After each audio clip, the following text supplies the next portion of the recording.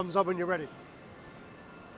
Hey everyone, it's Alex and Raddtitan. We're here at Winter Wonderfest in Japan, and we're looking at the Prime 1 booth. So we're going to do a quick booth tour on this. So let's get straight into this, all right?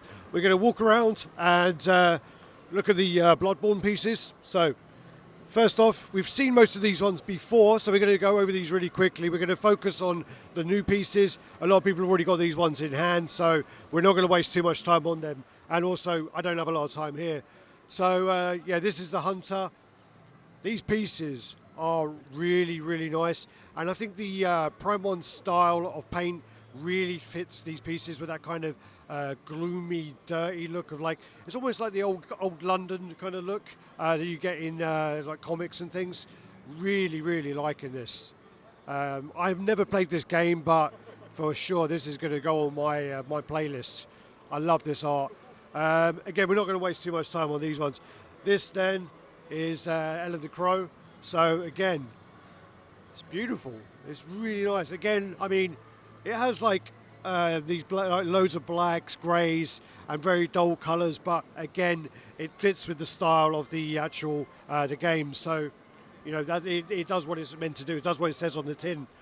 This then is the Maria.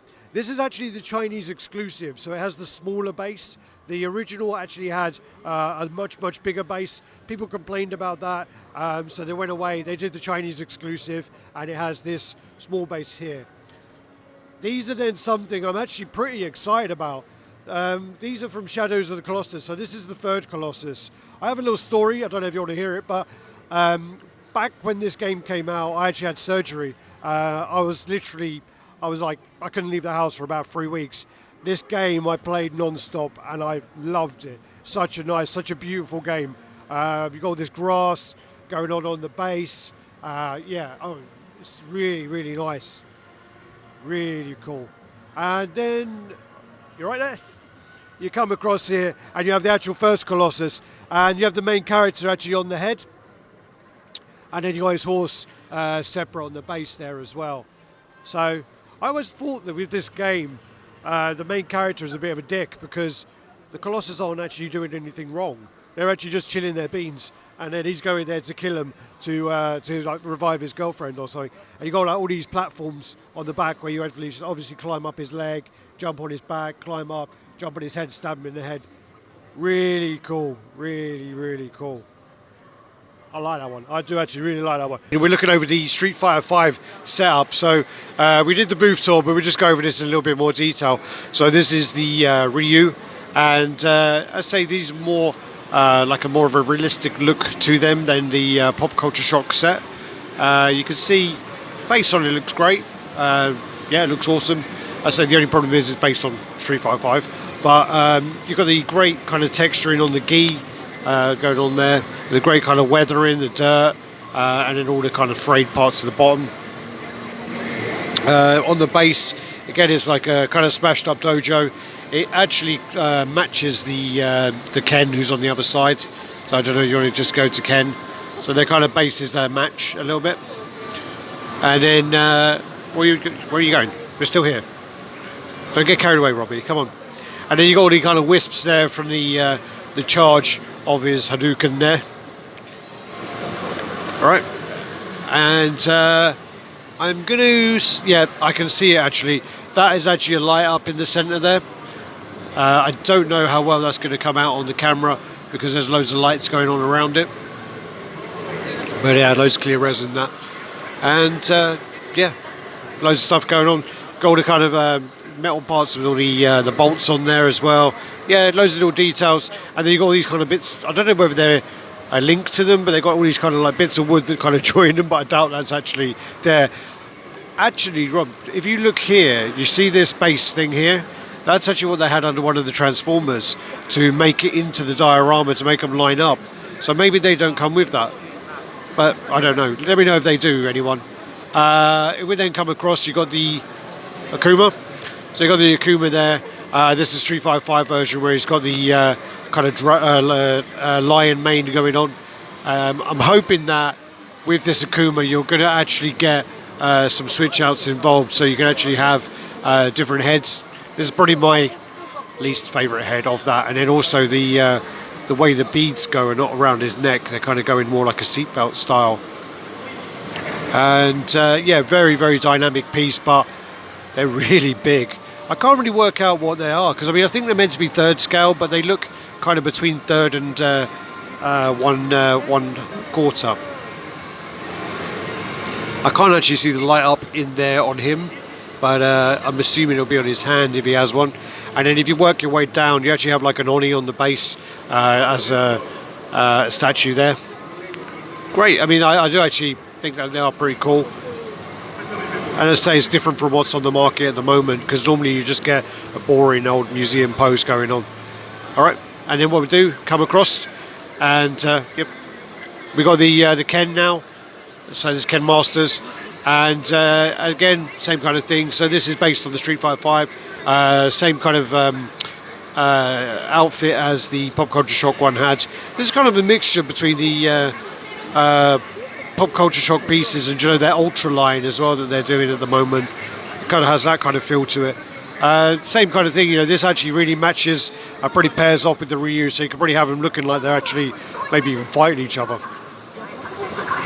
So, yeah, you happy there? And if you want to finish off with just like a video of all of them, and you can actually see Chung-Li, who's actually there.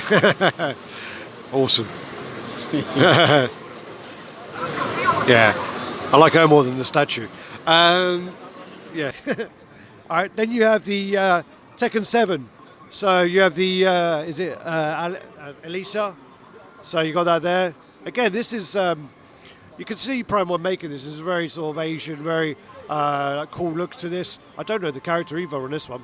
There's quite a lot of this I don't know, but you got the great kind of mirror there, in case you want to be a pervert and look up her skirt. I don't know if you want to try that, Rob. Oh, you got the angle wrong.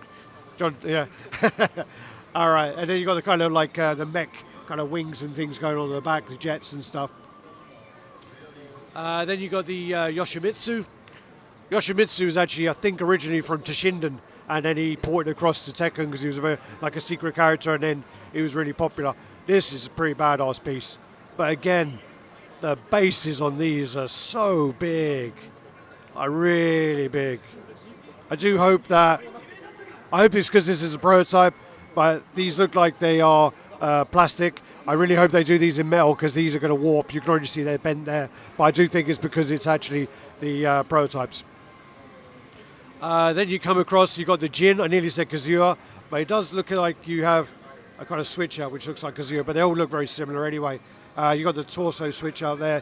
You got kind of a dragon base. I loved Tekken when I was younger. I only got up to about number 5. They always had the best sort of cutscenes. The cutscenes were always awesome on that and really entertaining. Great texturing on here. You got like kind of leathery effect, stitching, belt, you know, jacket, and then if you want to go totally different, you then have the torso, which is the bare-chested, and you actually have. Do you want to come down, Robbie? You actually have like bits on here which are like little bits of actual sweat on the body. Musculature looks great, and I love that you get a bust with it. I love it when companies do that. I think every company, when you have a spare head or a spare bust, you need to make it so people can display them. And I don't think that is much work to add that on there. But yeah, awesome.